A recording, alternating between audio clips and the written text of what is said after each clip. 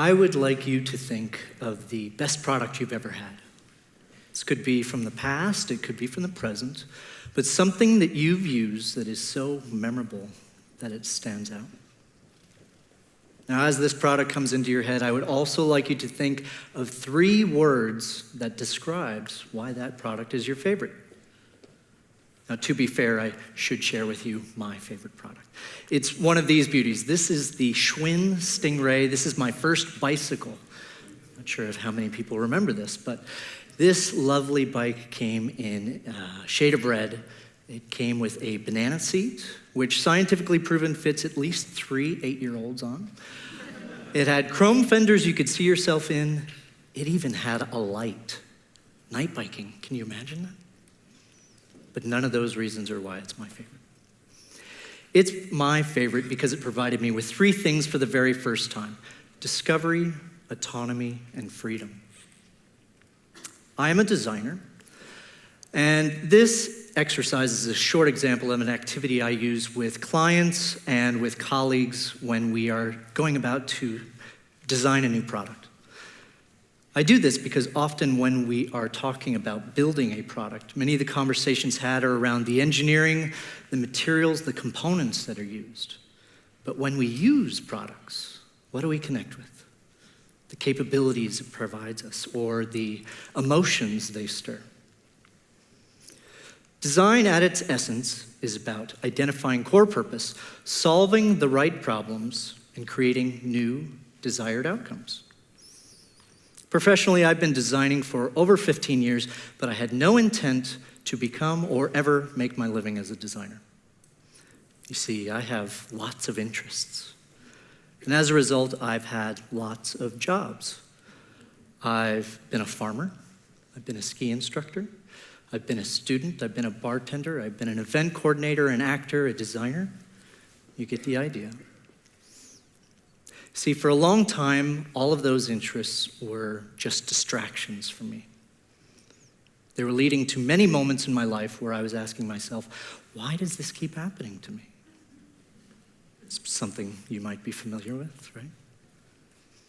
It's a phrase we often say to ourselves when we are stuck, when we are in moments that we are seeking new desired outcomes. And after saying this to myself one too many times, in 2003, I decided I was going to do something about it. No matter how much effort it took, no matter how difficult it was, I was going to get down to the bottom of what I stood for. I decided to write a manifesto. In hindsight, this wasn't a very good manifesto, and in fact, it's not even a manifesto, it's more a statement of being. But the good that it provided me was that I did it. I sat down with my fears, my pains, my strengths for the very first time, and I figured out what I stood for. Now, in the years since that original manifesto, I've continued to reflect, but who wants to be the person that writes more than one manifesto? Les cordonniers sont toujours les plus mal chaussés. So in English, this translates to, Daddy, you say the right words, but your accent is terrible.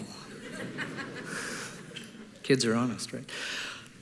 Another definition or translation might be, the cobbler's children go barefoot.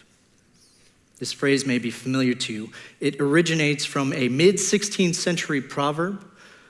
It has all sorts of forms, but all those forms, the definition is much the same, that those closest to us do not benefit from our own expertise.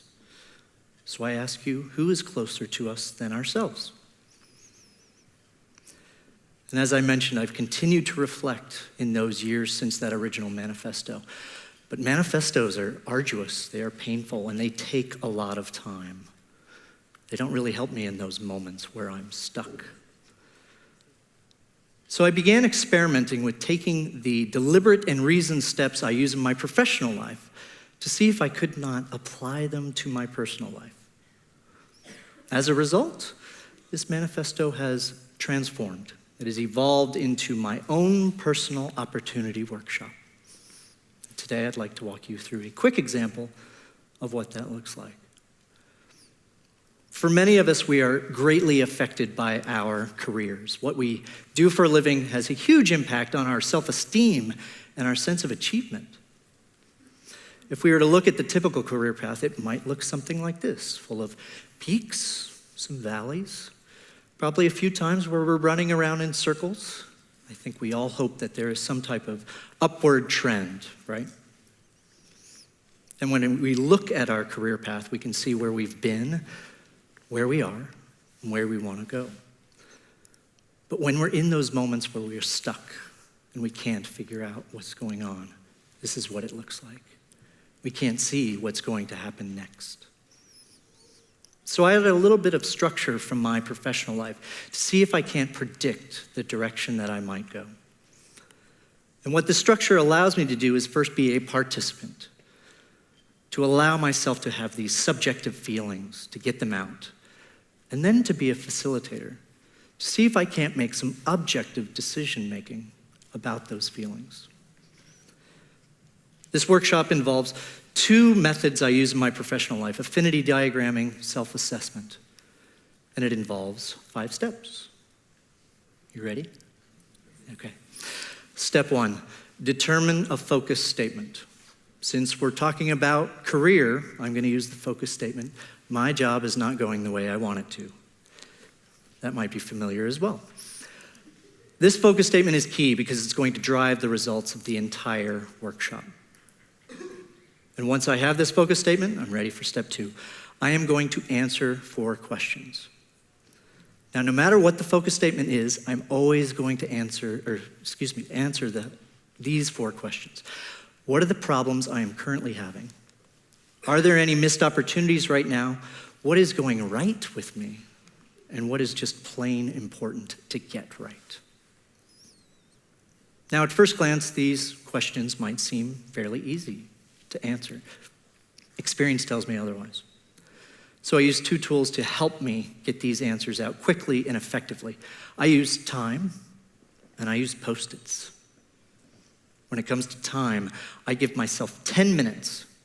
10 minutes to write down as many answers as I possibly can, knowing full well I won't get every answer, but accepting that the answers I do provide will be good enough in that moment to make a decision.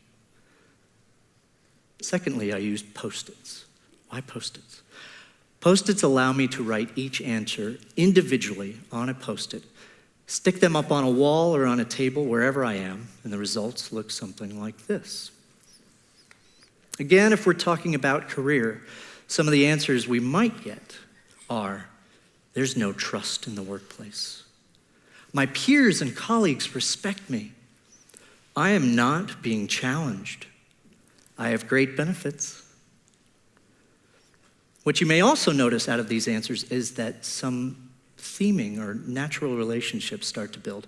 That gets us to step 3. I'm just going to organize these answers into natural groups.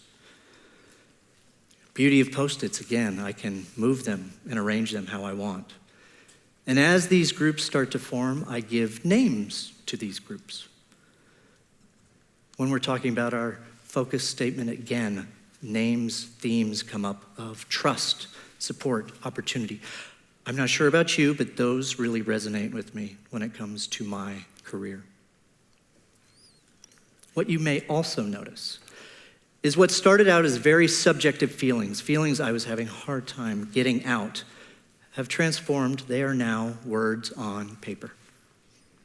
Words I can move, words I can arrange, words I can crumple up and throw away if I want to.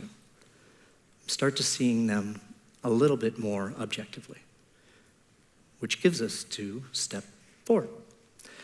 I'm going to develop a ranking system. Self-assessment is a great way to reflect, and when it comes to career, I have 2 metrics that I am concerned with: desire to have and attempts to resolve. Desire to have is straightforward. Do I want it and how much? Attempts to resolve is my reality check. If I have not attempted to fix something or address something, then it really must not matter that much. It's my way to deprioritize some of those feelings in that moment. And once we have these rubrics and metrics set up, We're just simply going to rank our answers. Now, my very mathematical formula here is 2x desire plus attempts. You may notice there's a slight weighting to desire. That's because when it comes to my career, maybe with you as well, desire matters most. Nothing is more important than desire. I can't teach myself to want something. I either do or I don't, so I give it weight it by a factor of 2. And if we go to each answer and just apply this simple little formula, within 15 minutes, I have a ranking of my answers, of what I should focus on in that moment. I still have lots of interests, but I'm no longer distracted. This is quick, reasoned, and deliberate. When I was a child, I used to lie in bed late at night and have these pains going through my legs. Did anybody else have these pains? My parents used to tell me, don't worry, they're just growing pains. We spend so much of our time wanting to have grown, then to be growing. It can be very painful to be honest with yourself. Today, I imagine many of us are here not just looking for examples of growth, but examples of the conditions upon which growth occurs. And I believe you are all more powerful than you can possibly imagine. I believe many of you have the answers you seek right in front of you. Today, as I leave you, I challenge you to provide yourselves with the capacity to explore, to grow in little bits or in big bangs by leveraging what you already know. The more expert I become, the more I need basics like this to keep me grounded, to keep me in the moment, and allow me to set the conditions of a meaningful life. Thank you very much.